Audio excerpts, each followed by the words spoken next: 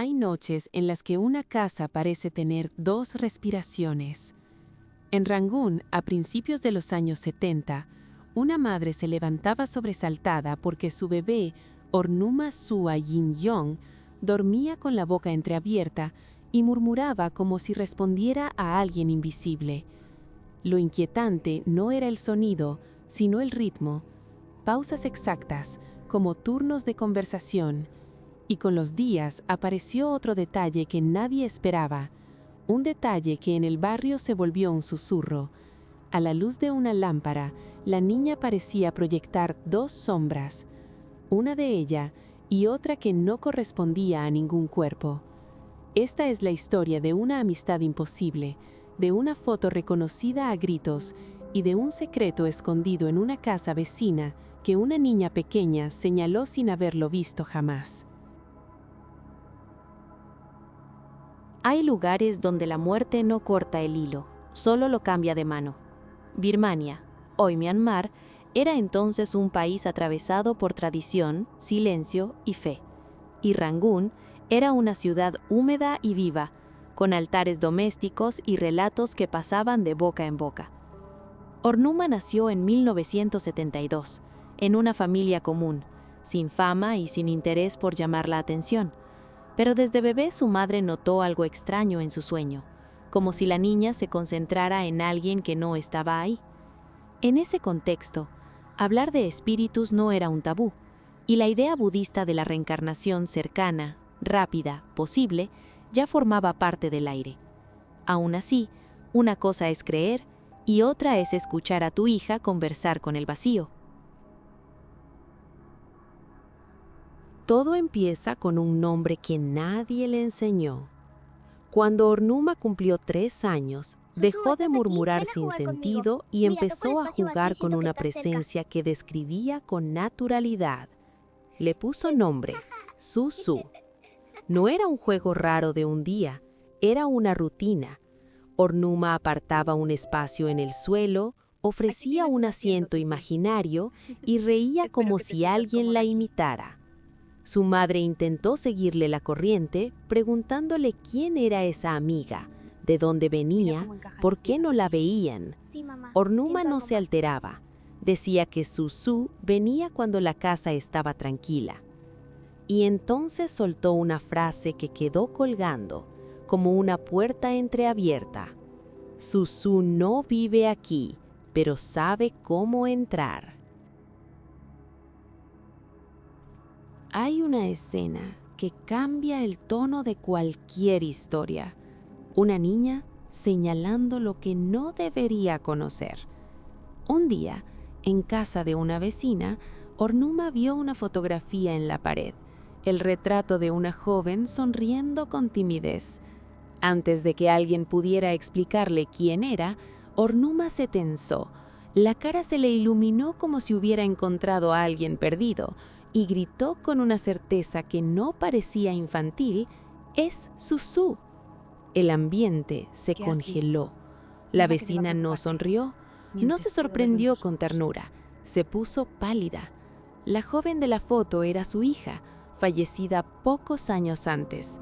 Ornuma no lo sabía, nadie se lo había contado, y aún así hablaba como si la hubiese estado esperando.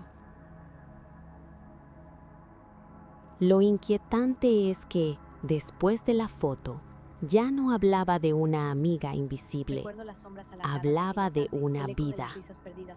Ornuma empezó a decir cosas pequeñas, concretas, cosas que su familia no podía verificar por sí misma, pero que tenían un tono de recuerdo.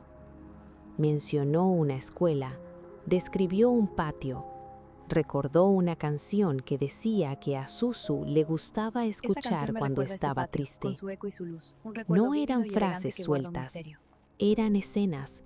Decía que en la escuela le gustaba sentarse cerca de una ventana, que una maestra la regañaba por escribir demasiado en lugar de copiar la lección.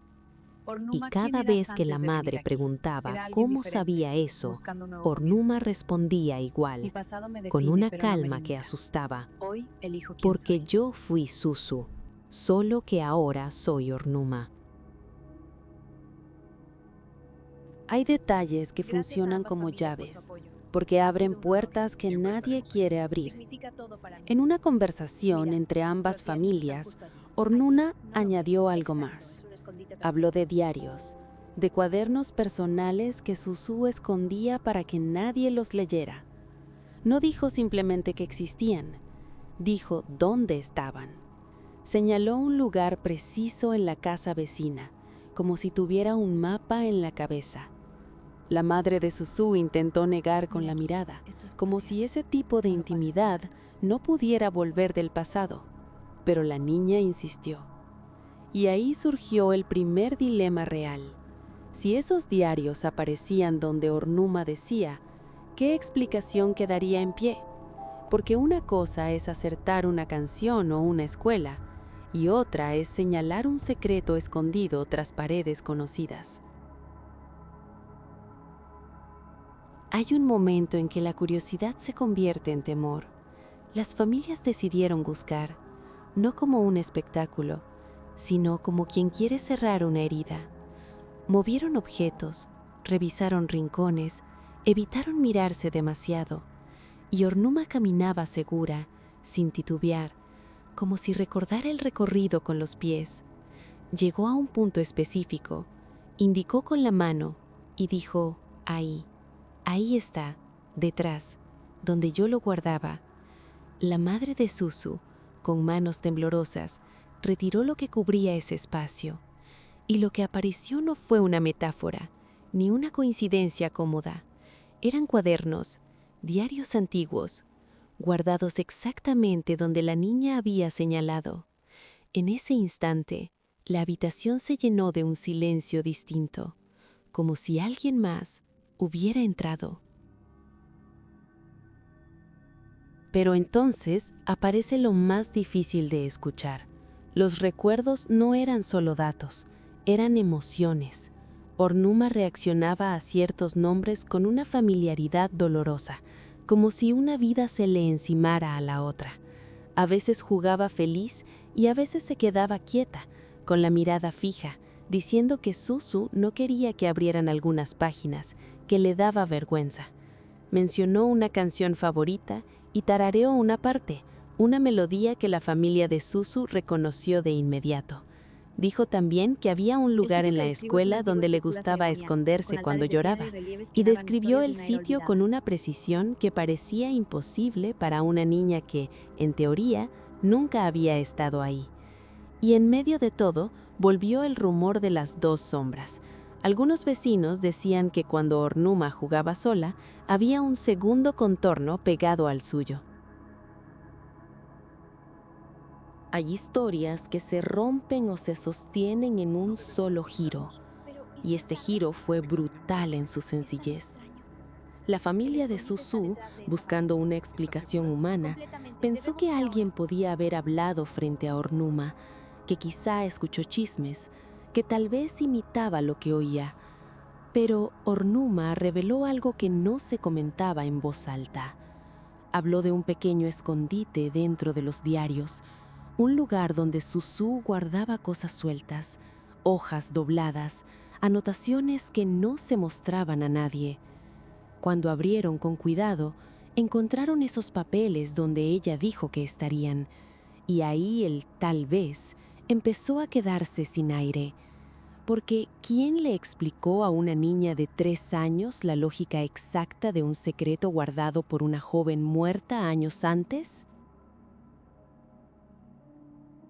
Lo inquietante es que, lejos de celebrarlo, los adultos quedaron atrapados entre el consuelo y la culpa. Algunos testigos cercanos, vecinos y familiares, empezaron a contar lo ocurrido como una cadena de hechos. La niña que hablaba dormida, la amiga llamada Susu, la foto reconocida sin aviso, los recuerdos de la escuela, la canción, los diarios. En un entorno donde la reencarnación se entiende como continuidad y no como fantasía, la conclusión tomó forma casi sola. Susu había regresado cerca, rápido, en un cuerpo cercano, como si el espíritu hubiera buscado la casa más próxima para no perder el rumbo. Así se empezó a decir, con cuidado y respeto, que Ornuma y Susu compartían el mismo espíritu, y cada vez que alguien repetía esa frase, la pregunta se volvía más pesada. Si eso es cierto, ¿quién era Ornuma en realidad? Pero siempre hay otra puerta, la de la duda, y también merece ser abierta.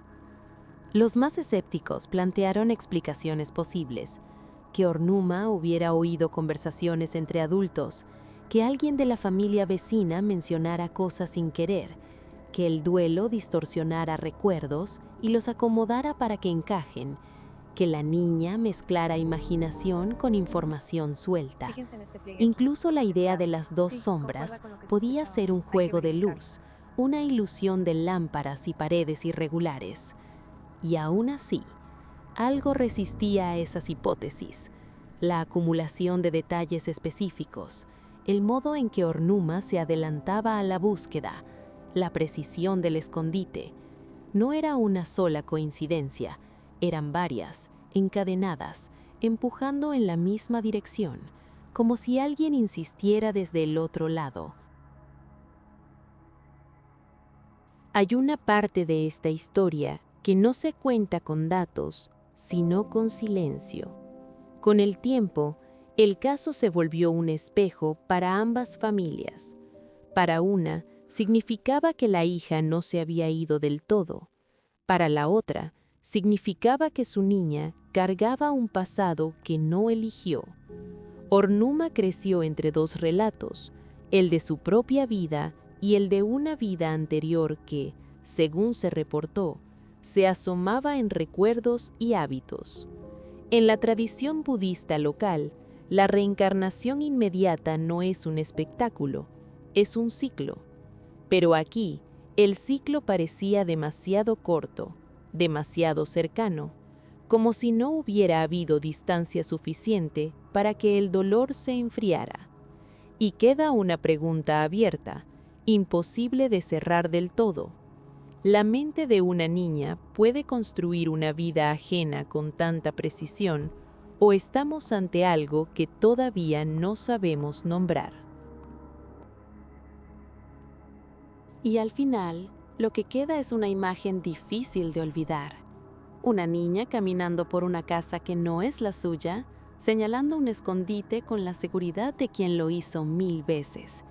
Y una madre que al abrir un cuaderno, siente que el pasado le respira en la nuca. Tal vez Ornuma fue solo Ornuma, y todo lo demás fue una cadena de coincidencias, memoria prestada y duelo buscando sentido. O tal vez, por un instante, Susu realmente encontró una forma de volver para terminar una conversación que había quedado pendiente. Si esta historia te dejó pensando, dale like y suscríbete para más casos como este. ¿Qué detalle te parece más difícil de explicar y cuál sería tu hipótesis?